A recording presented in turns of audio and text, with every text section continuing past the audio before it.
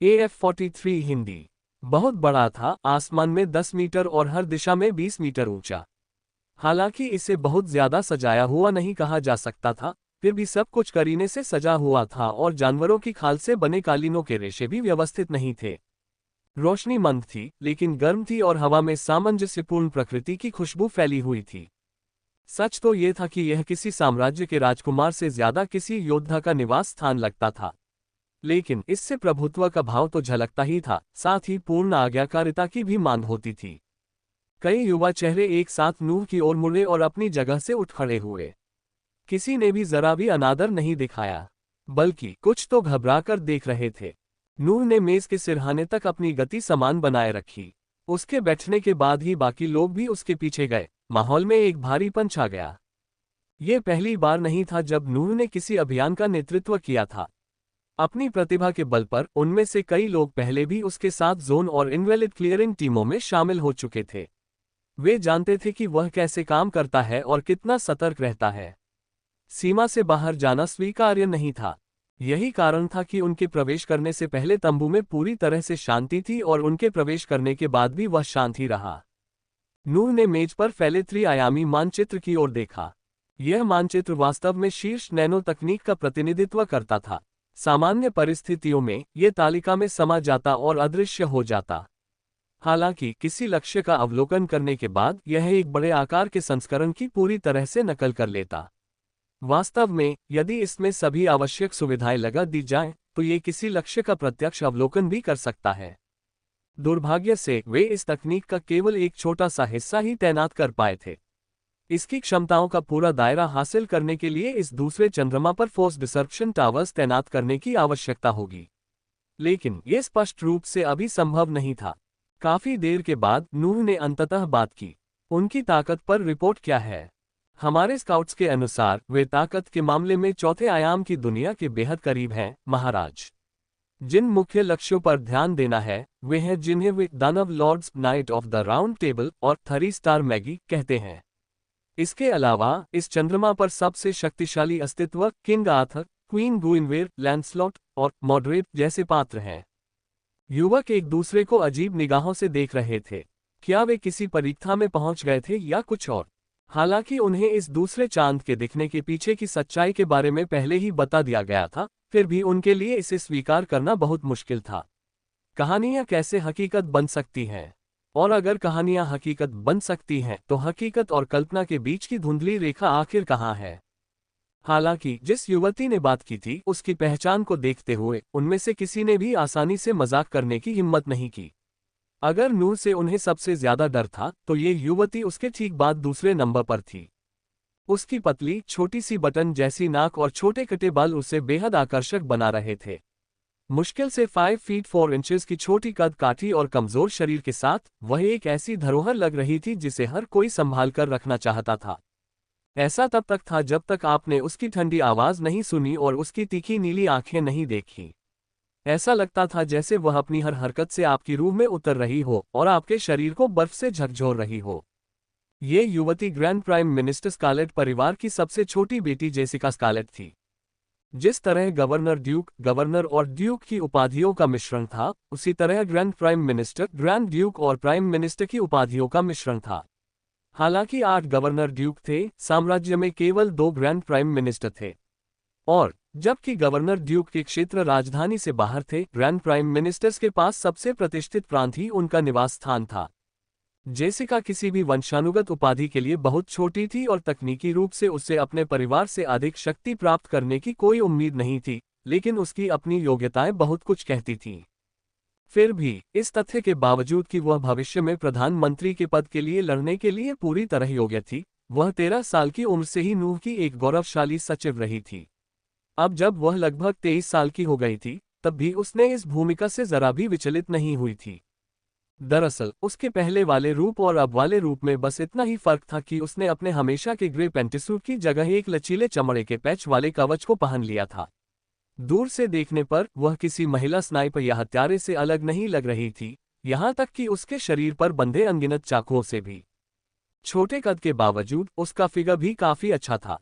ये बात तब भी साफ दिखाई देती थी जब वो ग्रे पेंटिसूट पहनती थी। वैसे भी किसी की हिम्मत नहीं होती थी देखने की। शायद जेसिका ही अकेली थी जो मॉडरेट और किंग आर्थर जैसे नामों को बिना हंसे पढ़ लेती थी। जाहिर था कि उसे इनमें कुछ भी मजेदार नहीं लगता था, या शायद शुरू से ही उसमें हास्य बहुत ज्यादा नहीं था। चौथे आयाम के बेहद करीब एक युवक ने पूछा, उन्होंने ये कैसे कर दिखाया? बाकी युवकों ने सिर हिलाया। वे भी इस बारे में उत्सुक थे।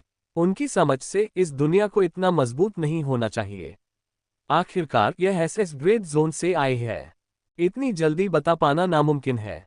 जेसिका ने ठंडे स्वर में जवाब दिया। हमारा सबसे अच्छा अनुमान यही है कि उनका बल सामान्य से कई गुना ज्यादा गाढ़ा लगता है। मुमकिन है कि उनके पास कोई ऐसी तकनीक हो जो बल को सामान्य सीमा से ज्यादा गाढ़ा कर सके। अन्य खुफिया स्रोतों से भी इस बात की आंशिक पुष्टि हो चुकी है। कुछ देर तक युवकों को आपस में बड़बड़ाने देने के बाद नूह ने अंततः फिर से बात की। हमारा लक्ष्य दानव साम्राज्य है। मुख्य खतरे क्या हैं? पहली बात तो उनकी संख्या है, दूसरी हमारी अज्ञानता है, और तीसरी बात है उनका जमीनी लाभ। जेसिका ने कुशलतापूर्वक उत्तर दिया। उनकी संख्या में केवल दानव स्वामी ही नहीं बल्कि राक्षसी जानवरों की बड़ी भीड़ भी शामिल है। ऐसा लगता है कि उनके पास इन भीड़ों को नियंत्रित करने के कुछ तरीके हैं, हालांकि बहुत सटीकता के साथ नहीं। दूसरी बात, हम उनके ज्यादातर तरीकों से अनभिज्ञ हैं। ऐसा लगता है कि वे जिसे जादू या जादूगर कला कहते हैं, उसके लिए बल कला की एक शाखा का इस्तेमाल करते हैं। हम अभी भी इस बारे में जानकारी इकट्ठा कर रहे हैं। मेरा सुझाव है कि हम उनके राज्य में कुछ राजदूत भेजें और मैत्रीपूर्ण संबंध बनाएं। अंत में, भूभाग। उनके तथाकथित दानव साम्राज्य का केंद्र एक पहाड़ी क्षेत्र में स्थित है। यहाँ बड़े पैमाने पर हमला करना लगभग असंभव है। नूह ने मेज पर हल्के से थपथपाते हुए सिर हिलाया। उसका दिमाग तेजी से घूम गया और उसकी नज़र जेसिका द्वारा बताए गए पहाड़ी इलाकों पर टिक गई। युवा राजकुमार से एक घुटन भरी आभा निकल रही थी। उस पल उसके आसपास के कई लोग मुश्किल से सांस ले पा रहे थे। ऐसा लग रहा था कि वे ऐसी चीजों के आदी हो चुके थे, वे बस अपने जबड़े भींचे हुए थे, बस उसके गुजर जाने का इंतजार कर रहे थे। अंततः टैपिंग बंद हो गई। राजनयिक संबंध बनाना कोई बुरा विचार नहीं है, लेकिन इसमें बहुत समय लगेगा। शाही दादाजी ने हमें इस मिशन को पूरा करने के लिए अधिकतम 3 महीने का समय दिया है। हम इसे बर्बाद नहीं कर सकते। चूंकि पहाड़ों के रास्ते हमले का कोई रास्ता नहीं है, इसलिए हम एक रास्ता बनाएंगे। 2097 की विस्फोट योजना को लागू करें। जेसिका, तुम राक्षसी जानवरों से निपटने के लिए अपनी टुकड़ी का नेतृत्व करोगी। तुम जितना ज्यादा उन्हें हमारे नियंत्रण में ला सकोगी, उतना ही बेहतर होगा। तुम्हारे पास 2 हफ्ते हैं। अंत में इस राजा आर्थर को एक अल्टीमेटम भेजें। या तो वह इस दानव साम्राज्य को नष्ट करने में हमारी मदद करेगा, या फिर जब हमारा काम पूरा हो जाएगा तो वह अगला होगा। अचानक हुई एक चमक ने गश्त कर रहे गार्डों को आश्चर्यचकित कर दिया। ये जगह एक पहाड़ी क्षेत्र की गहराइयों में छिपा एक अंधेरा किला था। इसे इतनी खूबसूरती से डिजाइन किया गया था कि यह अपने आसपास के पहाड़ों की नुकीली संरचना में घुल मिल गया था, जिससे एक अंधेरा और भयावह माहौल बन रहा था। ये कहना सही होगा कि ऐसे क्षेत्र में शायद ही कभी कोई पर्यटक आता था, और इस टेलीपोर्टेशन प्लेटफॉर्म का इस्तेमाल करने वाले लोग तो और भी कम थे।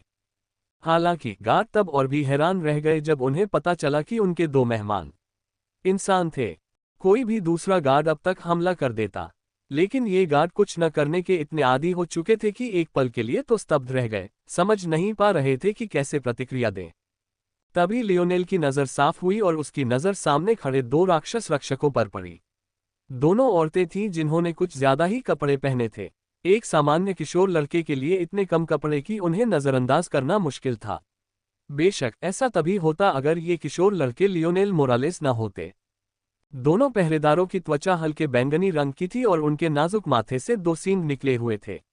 मानो तस्वीर को पूरा करने के लिए इतना ही काफी नहीं था, दोनों की पतली शैतानी पूंछें भी थीं। कोई चाहे जिस नज़र से देखे, ये दोनों सक्कुबी की जोड़ी ही थे।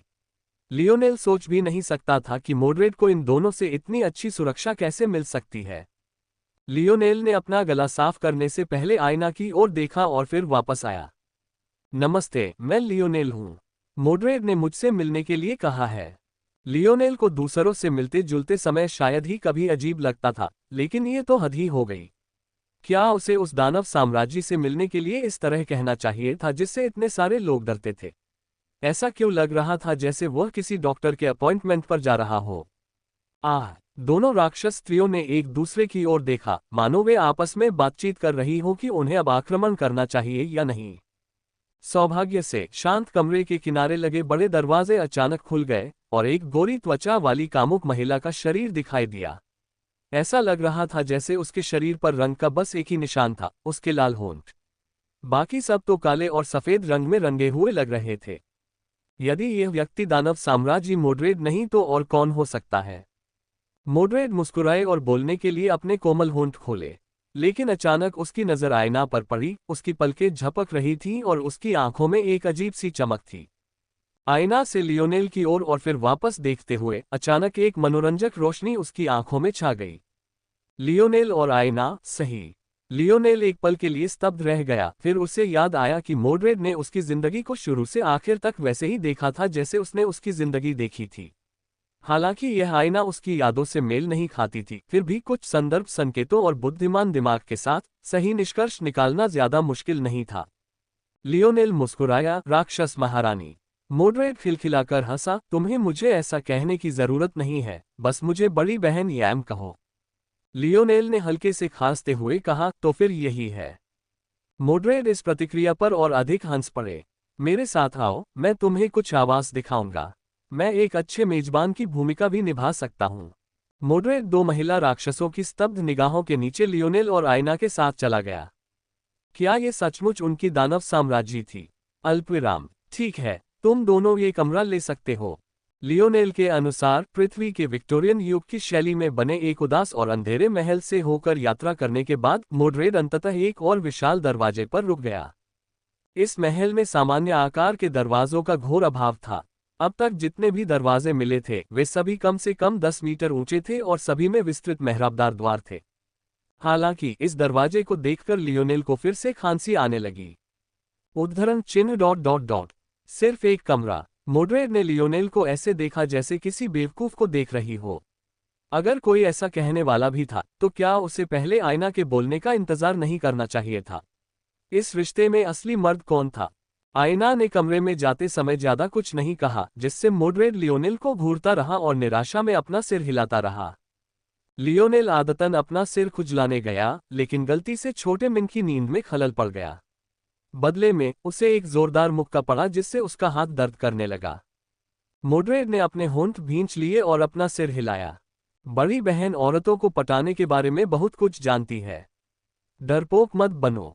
लियोनेल ने मोड्रेड को पूरी तरह से अवाक होकर जाते हुए देखा। वह कितना कमजोर था। दरअसल उसे कभी कभी लगता था कि वह कुछ ज्यादा ही दिलेर है। कितने लोग इतनी बार अपनी बात कबूल करते हैं? उद्धरण ... शायद ये कोई अच्छी बात नहीं थी। लियोनेल ने मन ही मन खांसते हुए कहा। अगर कोई आखिरी दिन भी उसका पीछा करता तो शायद यही मान लेता कि उसे किसी तरह की सर्दी जुकाम हो गया है। लियोनेल आईना के पीछे कमरे में चला गया, उसके दिमाग में उलझन भरे विचार घूम रहे थे। क्या वह सचमुच एक डरपोक था? आराम से आराम करो। मोड्रेड की आवाज दालान से आई। बाकी बातों पर हम कल सुबह बात करेंगे। लियोनेल ने अपने पीछे दरवाजा हल्के से खटखटाया। उसे यह समझने के लिए सोचने की जरूरत नहीं थी कि यह मोड्रेड ही था जो फिर से हरकत में आ गया था। सबसे पहले उसने एक विशाल बिस्तर देखा। ये कम से कम 3 मीटर चौड़ा और 5 मीटर लंबा था। यह एक छतरी से ढका हुआ था जिसने बाकी सब कुछ आंशिक रूप से छिपा रखा था। कमरे के रंग काफी गर्म थे और महल के बाकी हिस्सों की तुलना में कम फीके थे। ज्यादातर गहरे लाल, बैंगनी और नीले रंग थे। ये देखने में काफी सुकून देने वाला था। हवा में गुलाबों की हल्की खुशबू फैली हुई थी। ये बहुत तेज तो नहीं थी, पर बिल्कुल भी कम नहीं थी। कुल मिलाकर यह एक जोड़े के लिए सावधानीपूर्वक गढ़ा गया कमरा जैसा लग रहा था। आईना ने इस पर ज्यादा कुछ नहीं कहा। वो बस मास्टर बाथरूम में चली गई और दरवाजा बंद कर लिया और लियोनेल को अपने विचारों में खोया हुआ छोड़ दिया। आधे घंटे बाद जब वह बाहर निकली तो लियोनेल अभी भी उसी स्थान पर खड़ा था और समझने की कोशिश कर रहा था। थोड़ी देर बाद उसने ऊपर देखा और मुस्कुराया, क्या तुम्हें अपने बाल फिर से सुखाने में मदद चाहिए? ये शब्द सुनकर ऐना पिछली बार के बारे में सोचकर थोड़ा शर्मा गई, लेकिन अंत में उसने फिर भी सिर हिला दिया। अगली सुबह लियोनेल और आयना दानव साम्राज्य के युद्ध कक्ष में दाखिल हुए। पिछले दिन की मधुरता की तुलना में माहौल कहीं ज्यादा तनावपूर्ण था। दरअसल मोड्रेड का चंचल स्वभाव भी पूरी तरह गायब हो गया था। वह ऊंची पीठ वाली एक कुर्सी पर बैठी अपने सामने रखे विशाल नक्शे को गौर से देख रही थी। उसमें कैमलॉट और दानव साम्राज्य के बारे में सब कुछ विस्तार से लिखा था, यहाँ तक कि छोटी छोटी और महत्वहीन नदियों और पहाड़ियों के बारे में भी। मोड्रेड अपने विचारों और चिंता में इतनी खोई हुई थी कि उसे लियोनेल और आयना के आने का भी पता नहीं चला। उसके साम्राज्य के अन्य लोग अपनी कठिनाइयों को लेकर अधिक उत्साहित हो सकते थे, लेकिन मोड्रेड ने व्यक्तिगत रूप से लियोनेल की स्मृतियों को देखा था। वह जानती थी कि वह किस प्रकार के राक्षस का सामना कर रही थी। वह कभी नहीं जानती थी कि जादू या आंतरिक शक्ति के बिना ऐसी शक्ति प्राप्त करना संभव है, लेकिन अब वह इस संभावना से इनकार नहीं कर सकती थी।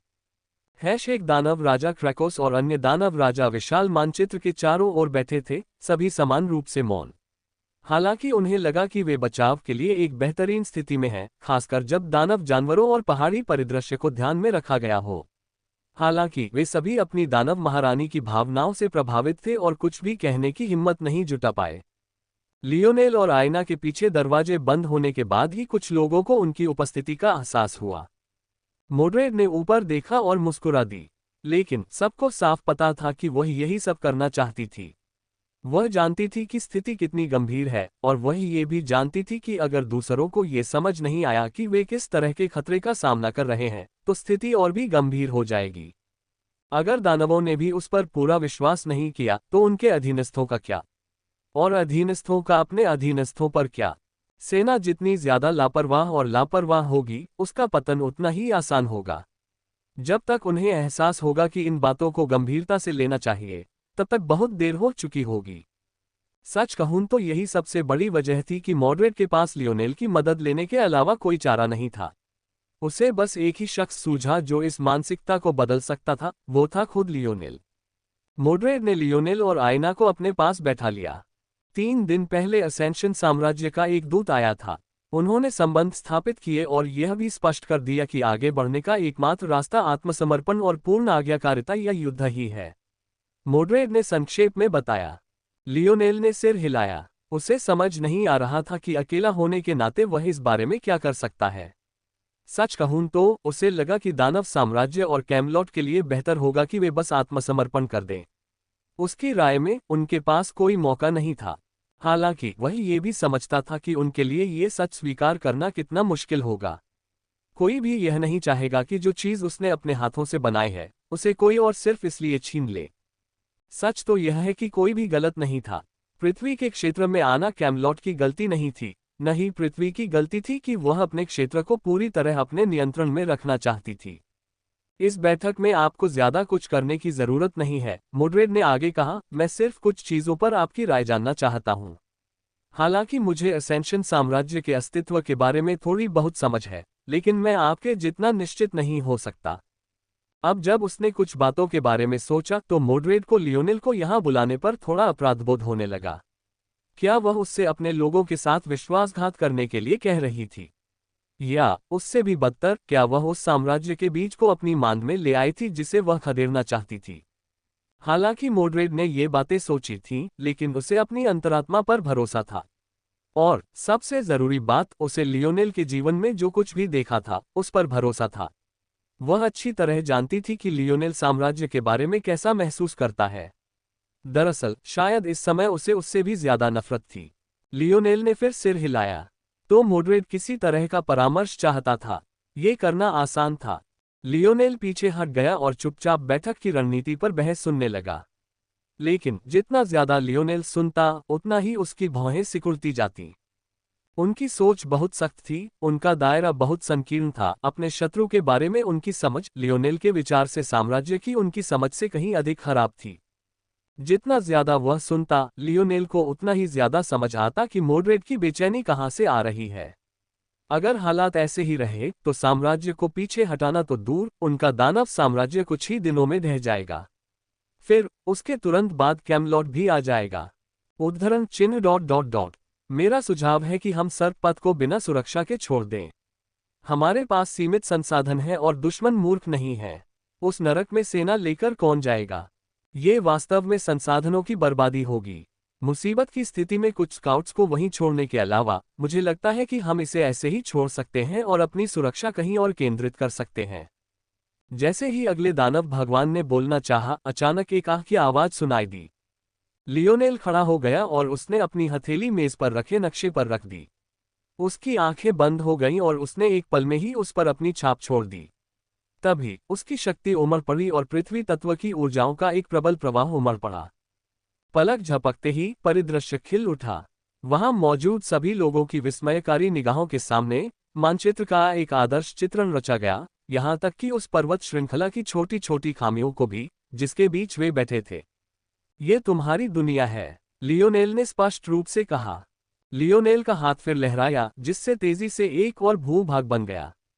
लेकिन यह ऊपर मंडरा रहा था, लियोनेल की सेना ने उसे थाम रखा था।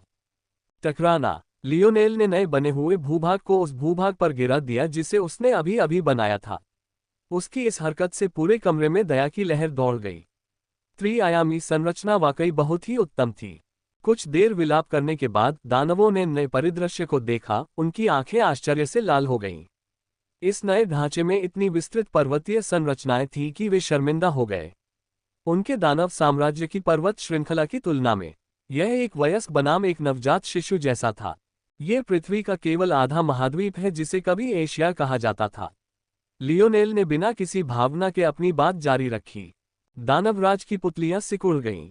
सिर्फ आधा महाद्वीप ही उनकी पूरी दुनिया से बड़ा था। लियोनेल की दुनिया तो कितनी बड़ी थी। जिस आसानी से इस एशिया ने उनकी भूमि को समतल कर दिया, उसे देखकर उनके दिलों में थोड़ी घबराहट पैदा हो गई। जब असेंशन साम्राज्य ने पूरी पृथ्वी को एक नहीं किया था, तब एशिया ही एकमात्र महाद्वीप था जो बचा रहा। ये केवल उनकी बुद्धिमत्ता और चतुराई के कारण ही नहीं था, बल्कि सबसे महत्वपूर्ण बात यह थी कि उनका भूभाग, जिसका केंद्रबिंदु कभी चीन के नाम से जाना जाने वाला देश था। चीन एक ओर से समुद्र और द्वीपों से घिरा हुआ है और दूसरी ओर अंतहीन पहाड़ों से पूरी तरह सुरक्षित है। उन पर हमला करना लगभग असंभव था और अधिकांश प्रयास विफल रहे। क्या आप जानते हैं कि असेंशन साम्राज्य ने क्या किया? लियोनेल ने ठंडे स्वर में पूछा। दानवों का राजा कांप उठा। लियोनेल की निगाहों के सामने उनके दिल दहल गए। एक पल के लिए उनका ध्यान ही भटक गया कि कौन इंसान है और कौन दानव। लियोनेल ने अपनी उंगली उठाई, जिससे आग का एक छोटा सा गोला प्रकट हुआ। यह सिर्फ एक नाखून के आकार का था, लेकिन उस पर केंद्रित गर्मी ने सबके दिलों की धड़कनें तेज कर दी। लियोनेल ने प्राचीन एशिया की अपनी रचना की और अपनी उंगली हिलाई। टकराना। पहाड़ों में एक छेद हो गया, जिससे वे जमीन पर गिर गए। दानव सिहर उठा। क्या किसी सभ्यता में इतनी शक्ति होनी चाहिए थी? इतने बड़े पहाड़ों को समतल करना कैसे संभव हो सकता है? लेकिन लियोनेल के अगले शब्द सुनकर सब स्तब्ध रह गए, मानो किसी रीपर ने उनका गला पकड़ लिया हो और उनकी आत्मा की गहराई से उनका दम घोंट दिया हो। ये 2097 में हुआ था, अभी 21वीं सदी है। अभी 25वीं सदी है। आपको क्या लगता है अब वे क्या कर सकते हैं? लियोनेल के शब्दों से युद्ध कक्ष में एक भयानक सन्नाटा छा गया। मोड्रेड की तरह इन दानवों को भी कभी इस बात का अंदाजा नहीं था कि अपनी शारीरिक शक्ति के अलावा भी कोई शक्ति हो सकती है। यहाँ तक कि जादूगर, जिन्हें अपनी दुनिया में युद्ध के मैदान का परमाणु हथियार भी कहा जाता है, उनकी तुलना में भी नहीं थे। लेकिन यह सुनकर कि यह न केवल संभव है, बल्कि 300 साल पहले भी उसी समाज द्वारा संभव हुआ था जो उनकी भूमि पर कब्जा करना चाहता था, उनमें से कई लोग अब उदास हो गए। इस पल वे कैमलॉट की धरती पर आतंक मचाने वाले राक्षस नहीं रहे। वे एक दूसरे की ओर देख रहे थे और उनकी आंखों में घबराहट साफ झलक रही थी। तो फिर हमें क्या करना चाहिए? हम ऐसे अस्तित्व को कैसे हरा सकते हैं? एक दानव भगवान क्रेकोस ने आखिरकार कहा। उसकी गहरी गड़गड़ाहट भरी आवाज ने एक बार के सन्नाटे वाले वातावरण को भर दिया। लियोनेल ने अपनी हथेली मेज से ऊपर उठा ली, जिससे पृथ्वी तत्व बल बिखर गया। कुछ क्षण मौन रहने के बाद उसने अपना सिर हिलाया, जिससे उनके दिल बैठ गए। साम्राज्य आपकी कल्पना से कहीं अधिक शक्तिशाली है। यदि मेटामॉर्फोसिस द्वारा उन पर लगाए गए प्रतिबंध न होते, तो आपकी पूरी दुनिया को नष्ट करना भी कोई समस्या नहीं होती। लियोनेल के शब्द जरा भी अतिशयोक्तिपूर्ण नहीं थे। 20वीं सदी की शुरुआत में ही पृथ्वी के पास शहरों को मिटाने में सक्षम तकनीक मौजूद थी। 21वीं सदी के अंत तक वे पूरी पर्वत श्रृंखलाओं को मिटाने में सक्षम हो गए थे। अब जब वे 25वीं सदी के अंत के करीब पहुंच रहे थे, तो किसी चंद्रमा को नष्ट करना इस बात पर निर्भर नहीं था कि वे ऐसा कर सकते हैं या नहीं, बल्कि यह कि वे इसकी कीमत चुकाने और उसके परिणामों से निपटने के लिए तैयार हों। मैं आप सबको कोई झूठा सपना नहीं बेचना चाहता। हालांकि मुझे साम्राज्य से सख्त नफरत है, लेकिन मुझे ये भी पता है कि मुझे यथार्थवादी होना चाहिए। मैं चाहे आपको कितना भी सुंदर चित्र दिखाऊं, आपके जीतने की संभावना शून्य के आसपास भी नहीं है, बिल्कुल शून्य है। वास्तव में, हालांकि यह सुनना मुश्किल हो सकता है, मुझे आश्चर्य नहीं होगा अगर साम्राज्य आपकी दुनिया को अपने युवाओं के प्रशिक्षण के लिए इस्तेमाल कर रहा हो। लियोनेल जितना अधिक बोलता गया, वातावरण उतना ही अधिक ठंडा होता गया। यदि आप मेरे सुझाव चाहते हैं तो मेरी विनम्र राय में आपके पास केवल कुछ ही विकल्प हैं। पहला कदम है जवाबी हमला करना। निश्चित रूप से तुम हार जाओगे। एक बार ऐसा हो जाने पर इस कमरे में मौजूद सभी लोगों को बाकी जिंदगी जीने के लिए डार्क क्लाउड जेल भेज दिया जाएगा। तुम्हारे नागरिक साम्राज्य में समाहित हो जाएंगे और पृथ्वी के निवासी बन जाएंगे। आपका दूसरा विकल्प कैमलॉट के साथ गठबंधन बनाना है। अगर आप ऐसा करते हैं तो आप पहली लहर को पीछे धकेल सकते हैं, लेकिन निश्चित रूप से आप हार जाएंगे। ऐसा होने पर इस कमरे में मौजूद सभी लोगों को डार्क क्लाउड जेल भेज दिया जाएगा ताकि वे अपना बाकी जीवन वहीं बिताएं जब तक आपके नागरिक आत्मसात होते रहें। आपका तीसरा विकल्प अपनी उपयोगिता प्रदर्शित करना है। यदि आप ऐसा करने में सफल हो जाते हैं तो बहुत संभव है कि आपको अपने ज्ञान के बदले में कोई वंशानुगत उपाधि मिल जाए। यदि आप उचित, कठोर और नर्म रणनीति अपनाते हैं तो आप अपनी दुनिया को पृथ्वी के 10वें प्रांत के रूप में मान्यता दिला सकते हैं। कमरे में सन्नाटा छा गया। लियोनेल ने अपनी बात जरा भी नहीं छिपाई। वह चाहता था कि बच्चे समझे कि यह एक ऐसा युद्ध है जिसे जीतना नामुमकिन है। आयना ने लियोनेल के चेहरे की तरफ देखा, अपने विचारों में खोई हुई। उसे आश्चर्य हो रहा था कि लियोनेल के शब्दों में से कितना उसका अपना वस्तुनिष्ठ विश्लेषण था और कितना बचपन से उसे मिली शिक्षा। लियोनेल को साम्राज्य की ताकत का इतना ज्ञान कहाँ से मिला? क्या ये सब उसकी शिक्षा से नहीं आया? क्या ये सारी शिक्षा साम्राज्य के आदेश पर उचित रूप से प्रदान, पोषित और सेंसर नहीं की गई थी? शायद लियोनेल को भी इस बात का यकीन नहीं था। उसे बस इतना पता था कि वह अपने नजरिए से सच बोल रहा था और उसे ऐसा नहीं लग रहा था कि वह झूठ बोल रहा है। लेकिन जब बात आई तो क्या उन लोगों को जिनके साथ छल किया गया था कभी एहसास हुआ कि उनके साथ कब छल किया गया था? दानवों ने एक दूसरे की ओर देखा। उसी समय मोड्रेड भी अपने विचारों में खो गई। उसने दानव साम्राज्य क्यों बनाया? शील्ड क्रॉस टॉस की साजिशों का एक हथियार बन जाने के अलावा उसे इस बात से नफरत थी कि सिर्फ अपने ही माता पिता ने उसे अपने ही प्रेम के कारण बहिष्कृत कर दिया था। चूंकि वे उसके डार्क एलिमेंट से बहुत नफरत करते थे, इसलिए वह अपने जैसे लोगों के लिए अगुआ बन जाती और कैमलॉट की ओर अपनी तलवार तान देती। हालांकि मोड्रेड ने लियोनेल की दुनिया के बारे में जो कुछ समझा था, उसके अनुसार डार्क एलिमेंट के खिलाफ वैसा कलंक नहीं था। यह कोई अति धार्मिक समाज नहीं था, इसमें कोई चर्च नहीं था जिसकी चिंता की जा सके, और सबसे महत्वपूर्ण मामला लियोनेल का था जो उसके ठीक सामने खड़ा था। लियोनेल को प्रकाश या अंधकार के तत्व की जरा भी परवाह नहीं थी। उसके लिए ये बस परियों की कहानियों के लिए आरक्षित चीज थी। अगर वह इस तरह सोचती थी तो फिर इस साम्राज्य की रक्षा करते रहने का उसके पास क्या कारण था? अगर उसे स्वीकार करने वाला कोई समाज सामने आता तो शायद वह आखिरकार अपना सिर झुकाकर इस बोझ को नीचे रख पाती। लियोनेल, क्या तुम मानते हो कि राक्षसों को स्वीकार किया जाएगा? मोड्रेड ने कहा, उसकी आवाज थोड़ी थकी हुई थी। लियोनेल ने दानव साम्राज्य की ओर देखा, उसके चेहरे पर कुछ आश्चर्य था। उसने उम्मीद नहीं की थी कि वे इस बदलाव को इतनी जल्दी स्वीकार कर लेंगे। सच कहूं तो जब तक मोड्रेड बोलती रही, काम लगभग आधा पूरा हो चुका था।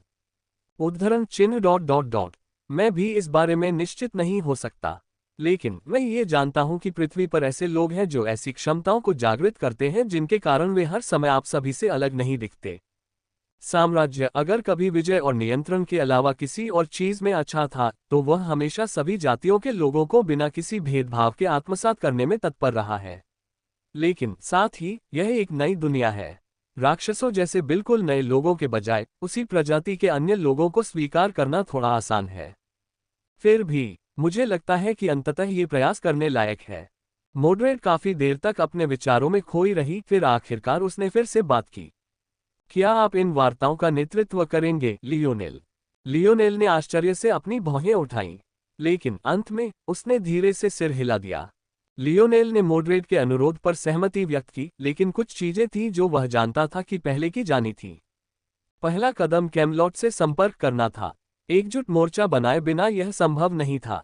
कैमलॉट और दानव साम्राज्य को एक साथ आना था। बेशक लियोनेल को इस बारे में काफी विरोध झेलना पड़ा, लेकिन उसे उन सभी को तर्क बताना ही था। साम्राज्य अपनी सीमाओं के भीतर गृहयुद्ध की अनुमति कभी नहीं देगा। किसी न किसी तरह दोनों को एक दूसरे में घुलना मिलना ही होगा। सवाल यह था कि क्या वे पहले कार्रवाई करेंगे और उससे कुछ हासिल करेंगे, या फिर वे पराजित होने और अपनी शिकायतों के बदले में कुछ न मिलने का इंतजार करेंगे। जब लियोनेल ने इसे इस तरह समझाया तो वे कुछ हद तक शांत हो गए और तर्क सुनने में सफल रहे। केवल इस बिंदु पर लियोनेल को यह एहसास हुआ कि राक्षस मनुष्यों से उतनी ही नफरत करते हैं जितनी कि मनुष्य उनसे नफरत करते हैं। जबकि मनुष्य ये सोचते थे कि राक्षस रक्तपिपासु प्राणी हैं, जिन्हें सामान्य समाज का हिस्सा बनने की अनुमति नहीं दी जानी चाहिए, राक्षस मनुष्यों को पाखंडी मानते थे जो अपना असली स्वरूप छिपाते थे तथा स्वयं को उन राक्षसों से भी अधिक बुरा बताते थे जिनसे वे इतनी घृणा करते थे। लियोनेल का दूसरा सुझाव था कि साम्राज्य को ताकत का एक शॉट दिया जाए। बातचीत सिर्फ ताकतवर लोगों के लिए ही संभव थी। अगर शक्ति का असंतुलन बहुत ज्यादा हो तो फिर क्या फायदा। जिसकी मुट्ठी ज्यादा मजबूत हो वो बस वही ले लेता जो वो चाहता। हालांकि यह स्पष्ट था कि दोनों पक्षों में से साम्राज्य अब तक सबसे मजबूत था, फिर भी उन्हें बराबरी का स्तर बनाने के लिए कुछ प्रयास करने पड़े। तभी वे सद्भावनापूर्वक बातचीत शुरू कर पाएंगे। अंत में ये बातचीत एक तथ्य पर आकर खत्म हुई। मोड्रेड को कैमलॉट वापस जाना होगा। तारांकन। हम नूर ने मानचित्र से ऊपर देखा। वह गंभीरता से उसका अवलोकन कर रहा था। उसके चेहरे पर आश्चर्य की झलक थी। आपने कहा कि उन्होंने किसी को भेजा है। वे बातचीत करना चाहते हैं। जेसिका हमेशा की तरह ठंडे भाव के साथ नूर के सामने खड़ी थी और उसे वह जानकारी दे रही थी जो उसे अभी अभी मिली थी। हाँ, उनके नौ दानव भगवान ने ये संदेश देने के लिए पहाड़ से नीचे की यात्रा की। उनके अनुसार दानव साम्राज्य बातचीत शुरू करने के लिए तैयार था और यह समझना चाहता था कि समर्पण का क्या अर्थ होता है। नूह ने भौहें चढ़ाईं। क्या वे समय रोकने की कोशिश कर रहे हैं? उन्होंने आधे महीने में बातचीत की व्यवस्था की। मुझे यकीन नहीं हो रहा कि वे इतने समय में कुछ भी तैयार कर सकते हैं। इसके अलावा हमने अपने पहले हमले की शुरुआत के लिए भी आधा महीना ही तय किया था। नूह ने सिर हिलाया। उसे ये सब अजीब लगा। उनके द्वारा जुटाई गई जानकारी के अनुसार दानव निश्चित रूप से ऐसी कोई जाति नहीं थे। उन्हें युद्ध और खून खराबे का बहुत शौक था। एक भी गोली चलने से पहले आत्मसमर्पण कर देना तो हैरान करने वाला था। क्या ऐसा हो सकता है कि कोई उनका नेतृत्व कर रहा था? नूह की समझ से उनकी महारानी कोई इंसान ही रही होंगी। शायद उसी ने उन्हें तर्क समझने में मदद की होगी। नूह ने कभी बातचीत के बारे में नहीं सोचा था, इसलिए नहीं कि वह इसके खिलाफ था, बल्कि इसलिए कि कुछ सांस्कृतिक बाधाएं थीं जिन्हें शब्दों से पार नहीं किया जा सकता था। कैमलॉट को यह समझाने के बजाय कि वे कितने शक्तिशाली हैं, उन्हें सीधे दिखाना ही बेहतर था। इससे सब कुछ बहुत आसान हो जाता। दिलचस्प, नूह बुदबुदाया। वह अपने विचारों में खो गया। उसके चारों ओर एक परिचित आभा छा गई। जेसिका चुपचाप खड़ी थी। उसके छोटे हाथ एक क्लिपबोर्ड को पकड़े हुए थे। उद्धरण चिन्ह ... हम उनकी बैठक को स्वीकार करेंगे, लेकिन किसी भी स्थिति के लिए तैयारी जारी रखेंगे। वार्ता का रुख तय करने के लिए हमें उचित शक्ति प्रदर्शन की भी आवश्यकता है। मैं इंपीरियल ग्रैंडफादर से संपर्क करूंगा ताकि यह समझ सकूं कि हमारी अंतिम स्थिति क्या है। जेसिका ने सिर हिलाया और नूह की चुप्पी को मौन अस्वीकृति के रूप में लिया। तारांकन। मोड्रेड ने कभी नहीं सोचा था कि एक दिन वह कैमलॉट वापस लौटेगी। उसकी ऊंची पत्थर की दीवारों पर पड़ती तेज बारिश उसके दिल का प्रतिबिंब लग रही थी। कम से कम उसने सोचा था कि जब वह लौटेगी तो एक विजेता के रूप में। लेकिन सच तो यह था कि उसने ऐसा कुछ करने की कभी उम्मीद नहीं की थी। अगर वह कैमलॉट पर कब्जा करके उसे नष्ट करना चाहती तो शायद वह बहुत पहले ही इसमें कामयाब हो जाती। इस पूरे समय इंसानों को सिर्फ राक्षसों की अव्यवस्था ने ही सुरक्षित रखा था। मोड्रेड ही वह व्यक्ति थी जिसने इस बुनियादी समस्या का समाधान किया था, फिर भी कैमलॉट पर अभी तक विजय प्राप्त नहीं हुई थी। इसके पीछे उसके हृदय में छिपी कोमलता के अलावा और क्या कारण हो सकता था? मोड्रेड चुपचाप कैमलॉट के द्वार पर देखता रहा। आम तौर पर जैसी स्थिति होती थी, उसकी तुलना में विशाल राजधानी शहर काफी शांत था। जब से यह अंतहीन मूसलाधार बारिश शुरू हुई थी, वहां की दुनिया पर एक घना कोहरा छाया हुआ था, मानो हर कोई दूसरे जूते के गिरने का इंतजार कर रहा हो। साम्राज्य का प्रकट होना संयोग से उस दूसरे पैर के रूप में था। लियोनेल मोड्रेड की तरफ से चुपचाप देख रहा था। इस बातचीत में सिर्फ वह, मोड्रेड, आयना और क्रैकोस ही आए थे। अगर हालात बहुत बिगड़ भी जाते तो भी लियोनेल को सबको सुरक्षित बाहर निकालने का पूरा भरोसा था। अब बस मोड्रेड को आखिरी कदम आगे बढ़ाना था। खुद को संभालते हुए मोड्रेड एक कदम आगे बढ़ी, लेकिन उसने यह उम्मीद नहीं की थी कि एक लहराती नीली पोशाक पहने एक महिला अचानक द्वार पर प्रकट हो जाएगी। केवल एक व्यक्ति जो इससे अचंभित नहीं हुआ, वह था लियोनेल, जिसने बहुत पहले ही ऊर्जा के उतार चढ़ाव को समझ लिया था। और यह समझना और भी आसान हो गया जब उसने पहचान लिया कि वह महिला रानी गुइनवेरे है। मोड्रेड ने अपने पिता को देखकर कोई प्रतिक्रिया नहीं दी। दरअसल लियोनेल होश में भी मोड्रेड का जीवन शुरू से अंत तक देखे बिना कभी अंदाजा नहीं लगा पाता कि राजा आथा उसके पिता थे। लेकिन जैसे ही यह महिला प्रकट हुई, मोड्रेड स्तब्ध रह गया। ग्वाइनवेर की आंखों से आंसू बेकाबू होकर बहने लगे। फिर भी मानो वह मोड्रेड की निजी जगह का सम्मान करने की कोशिश कर रही हो, वह कुछ मीटर से ज्यादा पास नहीं आई। ऐसा प्रतीत होता है कि उन्हें प्राप्त करने वाला कोई न होने का कारण ये था कि ग्वाइनवेर ने स्वयं ऐसा करने पर जोर दिया था। लेकिन किसी वजह से लियोनेल को ऐसा लगा जैसे माँ और बेटी के आमने सामने खड़े होने पर इस दुनिया की ऊर्जा अचानक बदल गई हो। वह इसे ठीक से समझ नहीं पाया, लेकिन उसे ऐसा लगा जैसे कोई छोटी सी बेड़ी खुल गई हो। ये बैठक लियोनेल की कल्पना से कहीं अधिक महत्वपूर्ण हो सकती है। लियोनेल के स्वप्नलोक में चिंगारी उड़ी, लेकिन एक बार फिर अंतिम निष्कर्ष निकालने के लिए पर्याप्त जानकारी नहीं थी। लियोनेल ने ग्वाइनवेर को देखकर भावनाओं का एक जटिल सैलाब महसूस किया। वो आंखें, उस दिन जब वह स्वप्न शक्ति के भ्रम में फंसा था, जिससे उसकी बरसों पुरानी भूली बिसरी यादें फिर से उभर आईं, उसने उन्हें पहले भी देखा था। मोड्रेड को समझ नहीं आ रहा था कि क्या कहे या क्या करे। वह ग्वाइनवेरे जितनी भावुक तो नहीं थी, लेकिन उदासीन भी नहीं थी। वह एक अजीब सी उलझन में फंसी हुई थी, जहां उसके आत्मविश्वासी स्त्रीवत व्यवहार में अजीबोगरीब और झिझक का मिश्रण छा रहा था। ग्वाइनवेर ने अपना सिर हिलाया, मानो उसे एहसास हो गया हो कि उसने अपनी भावनाओं पर नियंत्रण खो दिया है। उसने जल्दी से खुद को संभाला, उसके आंसू किसी जादुई तरीके से उसके गालों से बह निकले। लेकिन उसकी आंखों की लालिमा के बारे में वह कुछ नहीं कर सकती थी। वे उसे अभी अभी दिखाई गई भावनाओं की लगातार याद दिला रही थीं। कैमलॉट में आपका स्वागत है, कृपया मेरे साथ आइए। रानी ने हल्के से झुककर पेशेवर अंदाज में बात दोहराई। हालांकि जो कोई भी देशों, राज्यों या साम्राज्यों के बीच राजनयिक संबंधों के बारे में जानता होगा, वो पूरी तरह जानता होगा कि एक सम्राट द्वारा दूसरे के आगे झुकने जैसी घटना कभी नहीं घटेगी। ऐसा करना किसी शक्ति द्वारा दूसरे के सामने अपनी हीनता स्वीकार करने जैसा होगा। ये साफ था कि ग्वाइनवेर कोई मूर्ख नहीं थी जो इन सरल और स्पष्ट रीति रिवाजों को नहीं समझती थी। उसने न केवल भावनाओं में बहकर ऐसा किया, बल्कि इसलिए भी कि वह मोड्रेड और बाकी लोगों को यह एहसास दिला सके कि वह उनके साथ खड़ी रहेगी। ग्वाइनवेरे के लिए राज्य की तुलना में उसकी बेटी कहीं ज्यादा मूल्यवान थी। उसे इस बात से कोई फर्क नहीं पड़ता था कि मोड्रेड पहले से ही 40 साल से ज्यादा उम्र की महिला थी।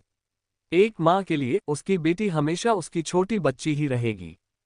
ग्वाइनवेर झुककर खड़ी हो गई, उसकी पीठ रानी जैसी शान से सीधी हो गई।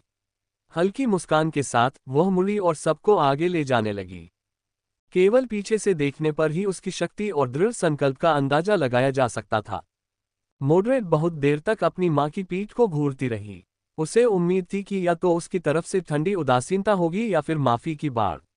लेकिन आखिरकार उसे कुछ भी नहीं मिला, और किसी तरह इससे उसे किसी भी चीज से ज्यादा सुकून मिला। महारानी, क्रैकोस की गहरी आवाज ने मोड्रेड को उसकी मूर्छा से बाहर निकाला। उद्धरण चिन्ह ... हाँ। मोड्रेड ने सिर हिलाया और आगे बढ़ गई। उसकी चाल स्थिर और समान थी क्योंकि वह अपनी माँ के पीछे चल रही थी। लियोनेल भी आगे बढ़ने ही वाला था कि अचानक उसे एहसास हुआ कि आईना शुरू से अंत तक हिली ही नहीं थी। 20 dangerous foods you never knew could be fatal. Brainberries. आईना स्तब्ध सी खड़ी रही, उसकी मुट्ठियां भींची हुई थीं। वह यहाँ लड़ने आई थी। उसने कभी नहीं सोचा था कि बातचीत तक पहुंच जाएगी, और उसने तो बिल्कुल भी नहीं सोचा था कि उसे ऐसे हालात का सामना करना पड़ेगा। उसका दिल बेकाबू होकर धड़क रहा था। उसे लग रहा था जैसे वह अपनी आत्मा की गहराई से चीखना चाहती हो। वह कितनी बार ऐसी नजर देखना चाहती थी। अगर उसकी माँ जिंदा होती तो क्या वह भी उसे ऐसे ही देखती, या वह भी अपने पिता की तरह भाग जाती। उसका दुबला शरीर कांपने लगा। उसके शरीर में इतनी शक्ति समाई थी। अभी भी उसकी पीठ पर एक विशाल घुमावदार बैग बंधा हुआ था। शायद लियोनेल भी उसे इतनी आसानी से उठा पाने में मुश्किल महसूस करता। फिर भी इस समय वह अपने इस शक्तिशाली शरीर को बिल्कुल भी नियंत्रित नहीं कर पा रही थी। आयना को अचानक एक बड़े से हाथ का एहसास हुआ जो उसके ऊपर से गुजरा। उसने ऊपर देखा तो लियोनेल उसकी तरफ मुस्कुरा रहा था। उसका दिल बहुत देर तक शांत नहीं हुआ, लेकिन उसने लियोनेल का हाथ नहीं हटाया। वह उसके हाथ के आकार और गर्माहट में खो गई। हालांकि उसका शरीर किसी छद्म चतुर्थ आयामी धातु जितना ही कठोर था, फिर भी उसकी त्वचा में वह सुरक्षा थी जो केवल एक इंसान ही दे सकता है।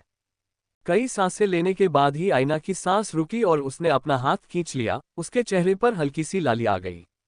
लियोनेल मुस्कुराया, चलो चलें। आयना ने लगभग अदृश्य रूप से सिर हिलाया और उसके पीछे चल दी। अल्पविराम। लियोनेल ने अपने जीवन में दूसरी बार कैमलॉट के महल में प्रवेश किया, लेकिन इस बार उसे वह विस्मय नहीं हुआ जो पहली बार हुआ था, बल्कि ये सब उसे आज के समय में सती और कमजोर सा लगा। उसे यकीन नहीं था कि ऐसा इसलिए था क्योंकि अब उसे राजा आर्थर का असली चरित्र समझ आ गया था या फिर कुछ और। लेकिन वजह चाहे जो भी हो, यह एहसास काफी आजादी भरा था। लियोनेल ने आईना की तरफ देखा जो उत्सुकता से इधर उधर देख रही थी। ऐसा लग रहा था कि हालांकि यह उसका पहला अनुभव था, फिर भी उसे इससे कोई खास फर्क नहीं पड़ा। ये सुनकर लियोनेल मुस्कुराए बिना नहीं रह सका। आयना हमेशा शर्मीली सी दिखती थी, लेकिन असल में वह एक बेहद साहसी महिला थी। लियोनेल को लगा कि यही विरोधाभास उसे बहुत दिलचस्प बनाता है।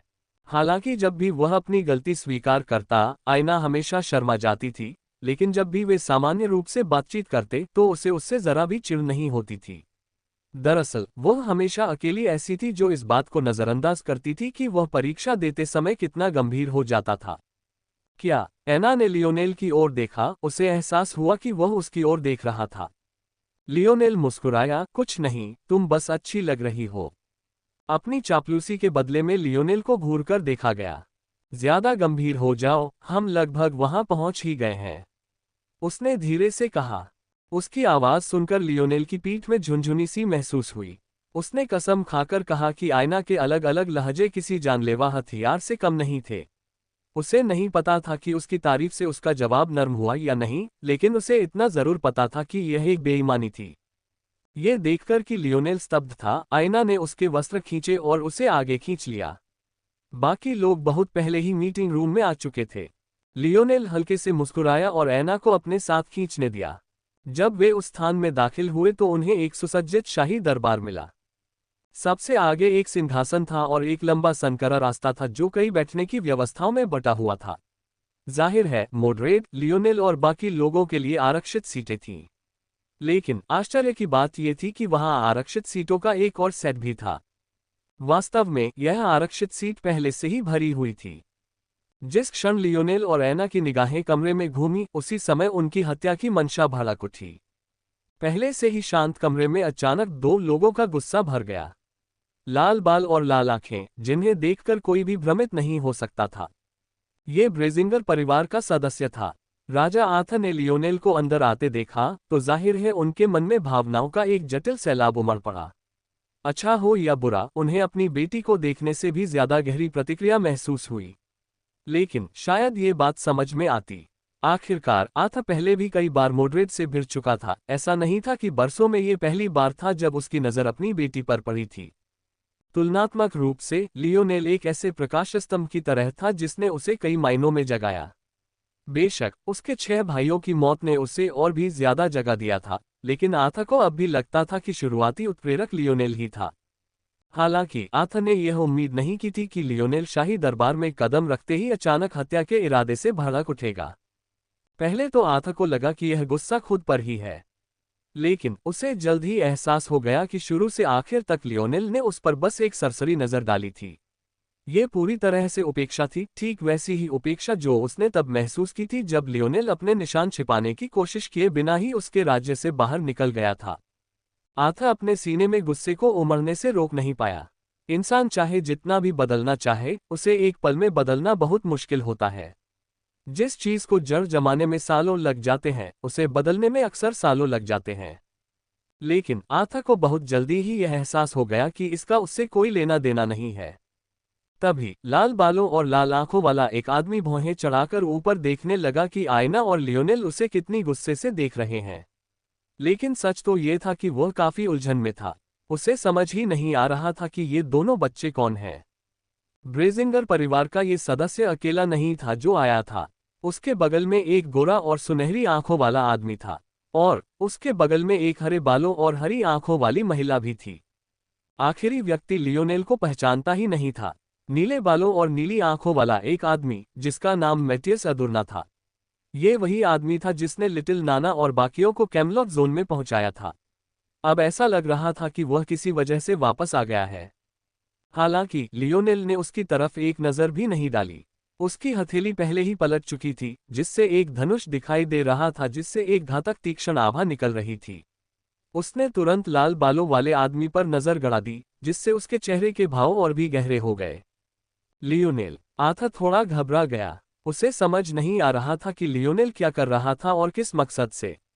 जाहिर था कि लियोनेल की इस लाल बालों वाले आदमी से किसी न किसी तरह की दुश्मनी थी, लेकिन क्या इतनी जल्दी कार्रवाई करना वाकई इतना बुरा था? बदकिस्मती से लियोनेल ने मैटियस की तरफ देखा तक नहीं, जिससे वह स्तब्ध रह गया। आथा की तरह उसने भी सोचा कि लियोनेल भी उससे कुछ दुश्मनी रखता होगा, लेकिन हकीकत उसकी उम्मीद से भी परे थी। छोटे मिंट ने भी उतनी ही हिंसक प्रतिक्रिया दी। आईना की बाहों से उछलकर उसने लियोनेल के सिर के ऊपर अपनी जगह बना ली। उसका रोए खड़े हो गए। लियोनेल आथा अपने सिंहासन से खड़े होकर दहाड़ा। हालांकि आथा लियोनेल के लिए कुछ हद तक आभारी था, फिर भी वह किसी दूसरे देश से भेजे गए राजनयिक को अपने दरबार में मारे जाने की इजाजत नहीं दे सकता था। कम से कम वह उन चारों को तो यही मानता था। लियोनेल की वजह चाहे जो भी हो, वह उसे उन पर कार्रवाई करने की इजाजत नहीं दे सकता था। लियोनेल ने एक और हथेली घुमाई, मानो वह आथा की आवाज सुन ही न पा रहा हो। उसने तीर चलाया और उसकी इंद्रियां लाल बालों वाले आदमी पर टिक गईं। अब जाकर उस आदमी को कुछ दबाव महसूस होने लगा। वह अपनी सीट से उठ खड़ा हुआ। उसका दिल जोर से धड़क रहा था, लेकिन यह डर की वजह से नहीं था। उसने बस अपने वंश तत्व को सक्रिय किया और महसूस किया कि उसके शरीर में रक्त का प्रवाह बढ़ रहा है और उसकी शक्ति अपने अधिकतम स्तर तक पहुंच गई है। उसे नहीं पता था कि लियोनेल उसे क्यों निशाना बना रहा है, लेकिन उसे इसकी परवाह भी नहीं थी। अगर कोई वाजिब वजह भी हो तो भी वह खुद को मरने नहीं देगा। लियोनेल उसका नाम पुकारने वाली बाकी आवाजों की तुलना में यह आवाज अब तक की सबसे धीमी थी। फिर भी यही एकमात्र आवाज थी जो लियोनेल के आभामंडल को पूरी तरह से भंग कर सकती थी। लियोनेल ने आईना की तरफ देखा तो पाया कि अब वह शांत हो गई है। वह वहीं खड़ी रही, सिर हिला रही थी। हम यहाँ एम की मदद करने आए हैं, चीजों को बर्बाद मत करो। ये सुनकर लियोनेल की भौहें तन गईं। ये सही था। अगर उसने यहाँ किसी को मार डाला तो उसके पास तर्क तो बहुत अच्छे होंगे, फिर भी आथा को अपनी तरफ मनाना मुश्किल होगा। हालांकि ग्वाइनवेर उनकी तरफ थी। अगर उसकी बात वाकई आखिरी होती तो मोड्रेड को पहले ही बहिष्कृत नहीं किया जाता।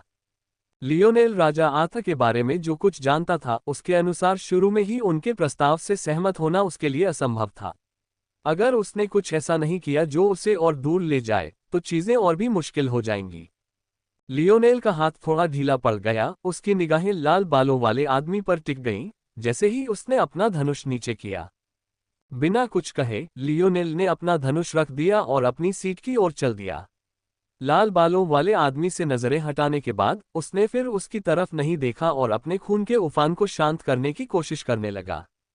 लेकिन उसके चारों ओर एक भारी सा माहौल छाया हुआ था। आईना के अलावा जो अप्रभावित लग रही थी, बाकी सब प्रभावित थे, जिससे उनके लिए बातचीत शुरू करना मुश्किल हो रहा था। शाही दरबार में गहरा सन्नाटा छा गया।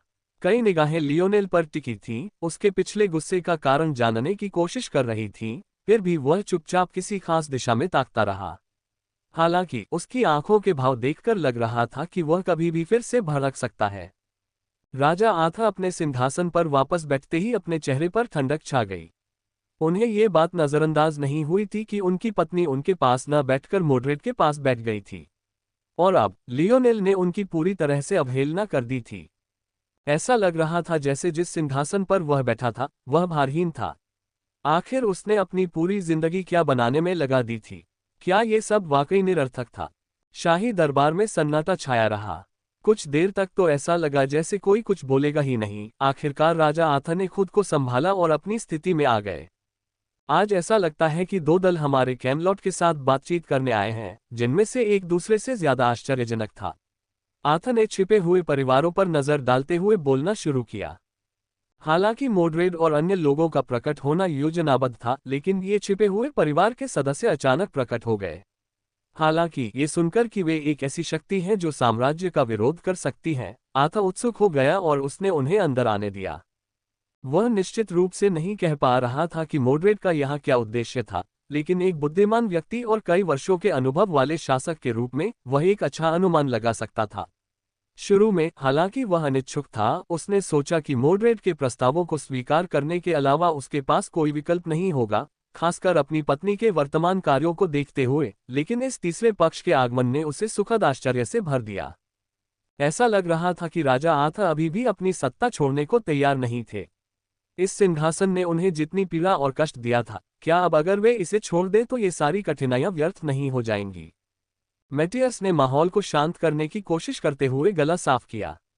बोलने के लिए मुंह खोलने से पहले उसने लाल बालों वाले आदमी की तरफ एक नजर डाली। हाँ, हम आज यहाँ कैमलॉट को प्रोत्साहित करने आए हैं कि वह साम्राज्य के भय का शिकार न बने। हालांकि हम इस बात से इनकार नहीं करेंगे कि वे शक्तिशाली हैं, लेकिन हम ये जरूर कह सकते हैं कि वे अकेले शक्तिशाली नहीं हैं। ये ब्रह्मांड बहुत बड़ा है और इसका दायरा अनंत है। व्यापक योजना में असेंशन साम्राज्य हवा में उड़ता धूल का एक कण मात्र है। राजा आथा और अन्य दरबारी मंत्री इन शब्दों से काफी आश्चर्यचकित हुए। ब्रह्मांड की यह अवधारणा उन्होंने पहले कभी नहीं सुनी थी। फिर भी यह एक ऐसा शब्द था जिसने उन्हें विस्मय और भव्यता के विचारों से भर दिया। इससे पहले उन्हें इस बात का भी एहसास नहीं था कि उनके अपने ब्रह्मांड से बाहर भी कोई दुनिया मौजूद है, लेकिन अब वे और भी बहुत कुछ सीख रहे थे। इन मंत्रियों में कुछ ऐसे पात्र थे जिन्हें लियोनेल पहचानता था, जैसे लेंसलॉट और युवा राजकुमार लाइन्स। दोनों ने ही मलिन परीक्षणों में भाग नहीं लिया था, इसलिए वे निश्चित रूप से बहुत सुरक्षित थे। उनके चेहरे के भावों से यह बताना मुश्किल था कि वे क्या सोच रहे थे। लेकिन दोनों कमरे के बिल्कुल विपरीत कोनों में बैठे थे, एक दूसरे से कोई बातचीत नहीं कर रहे थे। तुम्हारी बातें तो बड़ी मीठी हैं, राजा आथा हंसते हुए बोले, लेकिन इस ब्रह्मांड की विशालता का हमसे क्या लेना देना? अगर कुछ है तो एक मजबूत पंख होना ज्यादा सुरक्षित हो सकता है। उसके नीचे छिपने के लिए क्या तुम्हें नहीं लगता? हालांकि राजा आथा के ये शब्द कहने का कोई मतलब नहीं था, फिर भी उन्होंने ये शब्द कहे। वे मूर्ख नहीं थे। बातचीत का मतलब होता है लाभ उठाना, और वे इतनी आसानी से अपना लाभ क्यों छोड़ देते? ये शब्द सुनकर मैटियस हल्के से मुस्कुराया। जाहिर था कि उसे इनकी बहुत उम्मीद थी। आपके प्रश्न का उत्तर देने के लिए मुझे लगता है कि हमें पृथ्वी के बारे में थोड़ी जानकारी देनी चाहिए। सूर्य के नीचे साम्राज्य को मुख्य शक्ति माना जा सकता है, लेकिन ये केवल इतना ही है। छाया के भीतर इसके कई अन्य प्रतिद्वंद्वी भी हैं। एक तो स्लेयर लीजन है जिसे साम्राज्य अब तक खत्म नहीं कर पाया है, और मेटामॉर्फोसिस के अवतरण के साथ स्लेयर लीजन और भी शक्तिशाली होता जा रहा है। हालांकि मैं कहूंगा कि पृथ्वी की असली छिपी हुई ताकत हम तथाकथित छिपे हुए परिवार ही होंगे। मुझे ये शब्द खास पसंद नहीं है। ये कहने के बजाय कि हम छिप रहे हैं, ये कहना ज्यादा सटीक होगा कि अभी तक ऐसा कुछ भी नहीं हुआ है जिसके बारे में खुलकर बताया जा सके। मैं शब्दपूर्वक कह सकता हूं कि यदि हमारे परिवार अब सामने आ जाएं, तो इस तथाकथित असेंशन साम्राज्य के बचने की कोई संभावना नहीं होगी। मैटियस के शब्द जोरदार और गर्व से भरे थे। हालांकि राजा आथा ने उन्हें सुनकर बस अपना सिर हिलाया। आपने बहुत सी अच्छी बातें कही हैं और बहुत ही व्यापक रूप से एक तस्वीर खींची है। हालांकि आपने अभी तक ये नहीं बताया है कि ये बातें हमारे कैमलॉट की कैसे मदद कर सकती हैं। आपके अधीन होने और इस आरोही साम्राज्य के अधीन होने में क्या अंतर है?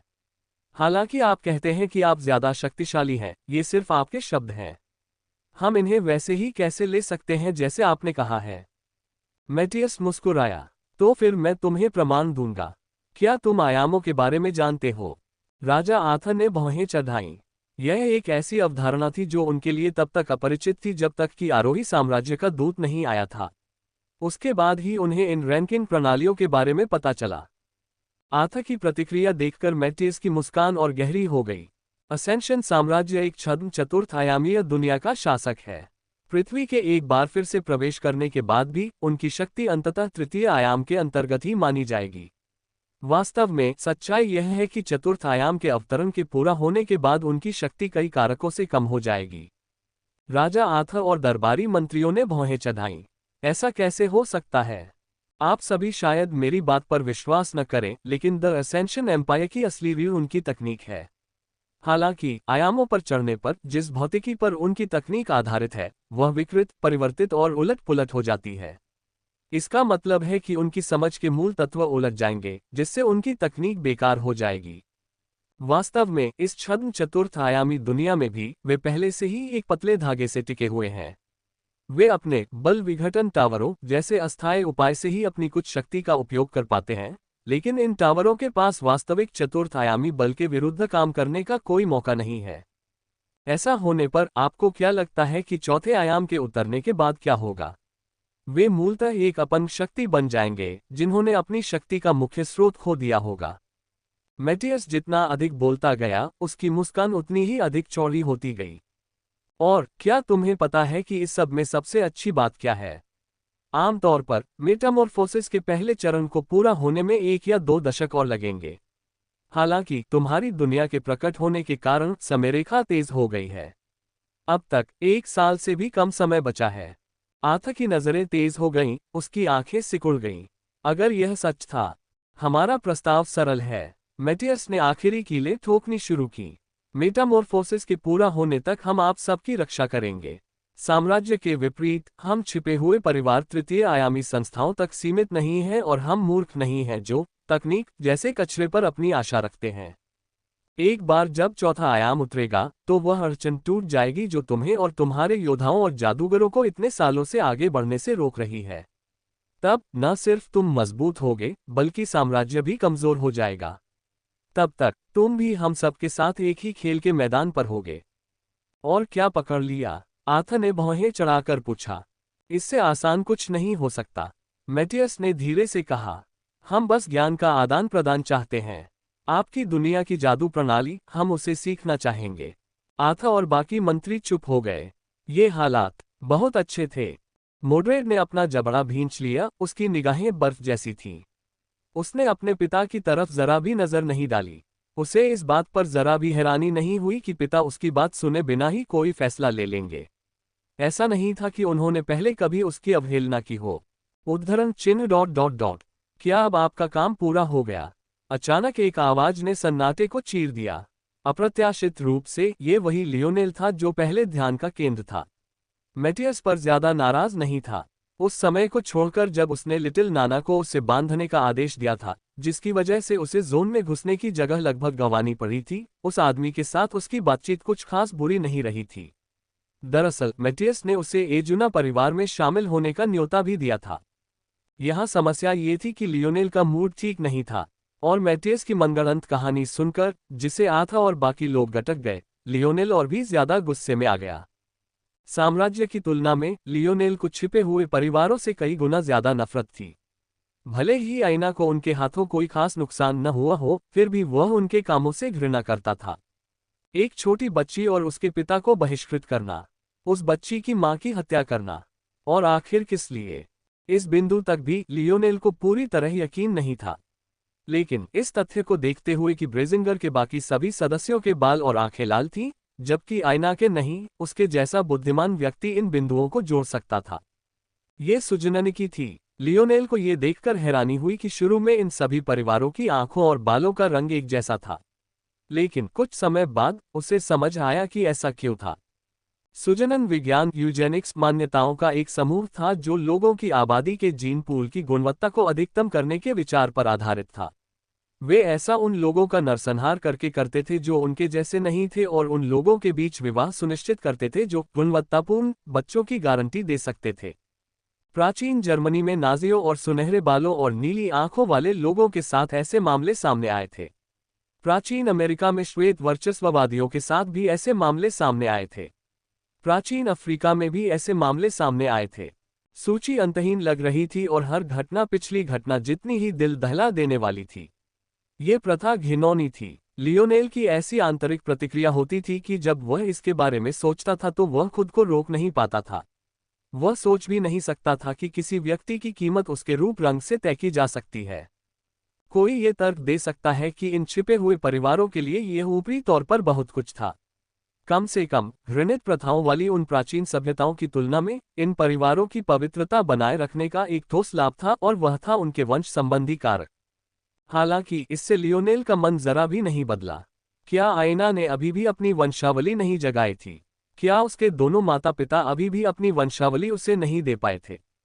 और अगर वे ऐसा न भी कर सकें, तो क्या हुआ? किसी व्यक्ति का मूल्य उसकी ताकत से मापा जाना चाहिए। उनके पास अपने बारे में और कुछ भी मूल्यवान नहीं हो सकता था। उनके पास देने के लिए और कुछ नहीं था। लियोनेल ने जितना अधिक समय इस नई विश्व व्यवस्था में बिताया, उतना ही अधिक उसे इससे घृणा होने लगी और उसके अंदर पनपती हुई भावना उतनी ही अधिक अंकुरित होने लगी। लियोनेल की बातें सुनकर मैटियस की भौहें तन गईं। बच्चे, मैटियस ने शुरू किया, हालांकि मैं तुम्हारे द्वारा किए गए कार्यों के लिए आभारी हूं, लेकिन यह एक ऐसा मामला है जहां मुझे हमारे सभी छिपे हुए परिवारों का प्रतिनिधित्व करना होगा। अगर तुम नाराज होना भी चाहते हो तो उसे अपने अंदर ही रखो। परिपक्वता की कमी इन बातचीतों में तुम्हारी मदद नहीं करेगी। मैटियस के शब्दों ने लियोनेल की ओर से कई लोगों को नाराज कर दिया। परिस्थितियों को देखते हुए उसका ये कदम वाकई अनुचित था। मोड्रेट की आंखों में चिंता की एक झलक उभरी, फिर उसने सिर हिलाया और मन ही मन आह भरी। उसने अपने पिता को पहले ही छोड़ दिया था। लियोनेल को राजनीतिक शुद्धता की मनमानी सीमाओं में रहने की कोशिश करने की कोई जरूरत नहीं थी। चूंकि इससे उन्हें कुछ भी हासिल नहीं होने वाला था, इसलिए उसने लियोनेल को अपनी मर्जी से काम करने दिया। लियोनेल ने सिर हिलाया। मुझे एक ऐसे बच्चे के रूप में चित्रित करना जो अपनी हद से ज्यादा परेशान है, एक अच्छी रणनीति है। हो सकता है कि मैगस एलियाड द्वारा पकड़े जाने से पहले आप अपनी बुद्धिमत्ता का कुछ इस्तेमाल कर सकते थे, या कम से कम आप अपने परिवार की तथाकथित महान छिपी हुई ताकत का कुछ इस्तेमाल कर सकते थे। मैटियस स्तब्ध रह गया, उसकी आंखों में गुस्से की एक झलक उभर आई। उसने इस बच्चे के साथ पहले कभी कुछ गलत नहीं किया था, उसे समझ नहीं आ रहा था कि वह इतना आक्रामक क्यों हो रहा है। दरअसल शुरू में लाल बालों वाले आदमी को आगे आकर बोलना था। मैटियस ने ये काम लियोनेल की संभावित आक्रामकता को कम करने के लिए किया था, लेकिन उसने कभी नहीं सोचा था कि यह सब व्यर्थ होगा। लियोनेल ने ऐसे व्यवहार किया जैसे वह उसे पहचानता ही न हो। जैसी कि उम्मीद थी, दरबारी मंत्रियों के हाव भाव कुछ बदल गए। तभी उन्हें याद आया कि उस गद्दार को लियोनेल ने ही मारा था। दरअसल आर्थर ने पहले मैटियस को पहचाना नहीं था, क्योंकि वह उस समय पोप मार्ग्रेव के नियंत्रण में एक कठपुतली था, लेकिन अब जब उसने सोचा तो ये सचमुच वही आदमी था। एक पल में मैटियस की सारी बहादुरी मानो चूर चूर हो गई। पहली छाप ही सब कुछ थी। अगर इस अदुर्ना परिवार का प्रतिनिधित्व लियोनेल के हस्तक्षेप के बिना अपनी जान भी नहीं बचा सकता, तो फिर वे असल में कितने शक्तिशाली हो सकते हैं। मोड्रेट की आंखें चौड़ी हो गईं। उस समय वह ही थी जो अदुर्ना परिवार के सदस्यों की कठपुतलियों से लड़ती थी। वह लगभग ये बात पूरी तरह भूल चुकी थी। उस समय लियोनेल की जबरदस्त ताकत के सामने वे बस औसत ही थे। बेशक ऐसा शायद मार्ग्रेव की कठपुतली कला के कारण उनकी ताकत कम हो गई होगी, लेकिन यह तथ्य कि मार्ग्रेव उन्हें गुलाम बना सकता था, बहुत कुछ कहता है। स्थिति बहुत सरल है, लियोनेल ने स्थिर स्वर में कहा। भले ही उनकी कही हर बात सच हो, फिर भी चौथे आयाम के अवतरण से पहले तुम गिर जाओगे। वे बस तुम्हारी अज्ञानता का फायदा उठाने की कोशिश कर रहे हैं। छिपे हुए परिवारों में उच्च आयामों वाले प्राणी हो सकते हैं, लेकिन उनमें से कोई भी आपकी मदद के लिए नहीं आ सकता। उच्च आयामों वाली दुनिया से निम्न आयामों वाली दुनिया में प्रवेश करना बहुत कठिन है, और अगर आप ऐसा करने में कामयाब भी हो जाते हैं तो आपको तमाम तरह के प्रतिबंधों का सामना करना पड़ेगा। अगर आप उस दुनिया के मूल निवासी नहीं हैं जहां आप उतर रहे हैं, तो प्रतिबंध और भी कड़े हैं। तो इस समय ये छिपे हुए परिवार सिर्फ अपने स्तर पर ही ताकत भेज सकते हैं। लियोनेल ने चारों पर एक नजर डाली। कम से कम किसी भी बड़े पैमाने पर तो नहीं।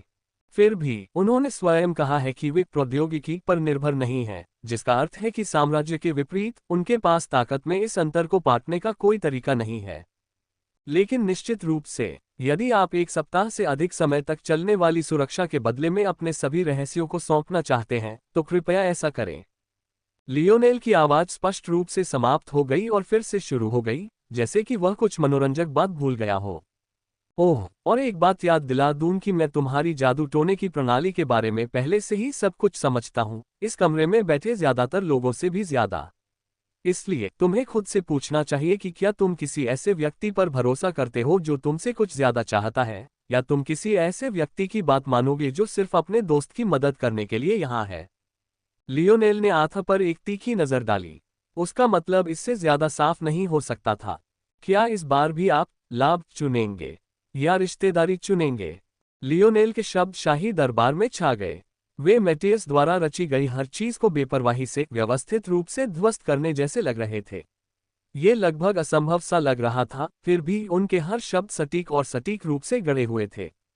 सच कहूं तो यह उनकी उम्मीद से कोसों दूर था।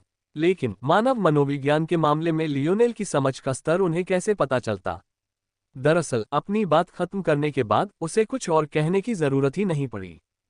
उसने राजा आथा से नजरें हटा ली और चुप हो गया, मानो उसे नतीजे की जरा भी परवाह नहीं थी। उसने अपनी बात कह दी थी और आथा उसकी मदद चाहेगा या नहीं, यह उस पर निर्भर करेगा।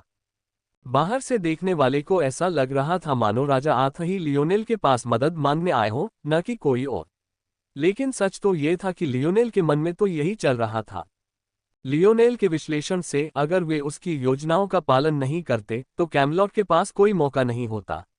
अगर वे नष्ट होने और अपनी पुरानी हैसियत खोने के ज्यादा शौकीन थे तो आथा बेझिझक उसके खिलाफ चुनाव कर सकता था। उसी क्षण गाइनवेर का हाथ मोड्रेड के हाथ में आ गया, जिससे मोड्रेड अचंभित रह गया। दानव साम्राज्य अनायास ही कांप उठी और यहां तक कि झिझकने लगी कि क्या उसे अपना हाथ खींच लेना चाहिए। ये बस एक सूक्ष्म क्रिया थी। दरअसल शायद ही किसी ने ध्यान दिया हो। इतने शांत शाही दरबार में भी इस हलचल की कोई आवाज नहीं हुई। फिर भी 4 व्यक्ति ऐसे थे जो बच नहीं पाए। युवा राजकुमार लाइन्स, कैमलॉट के राजा आथा, स्वयं लियोनेल, और अंत में गोलमेज के शूरवीर लैंसलॉट। लैंसलॉट की चिंतनशील नीली आंखें उन दोनों महिलाओं के हाथों पर टिकी हुई लग रही थीं।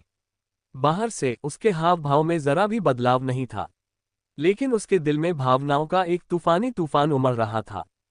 परियों की कहानियों के कुछ संस्करणों में चाहे जो भी लिखा हो, लैंसलॉट ने कभी ग्वाइनवेरे के साथ बिस्तर साझा नहीं किया था।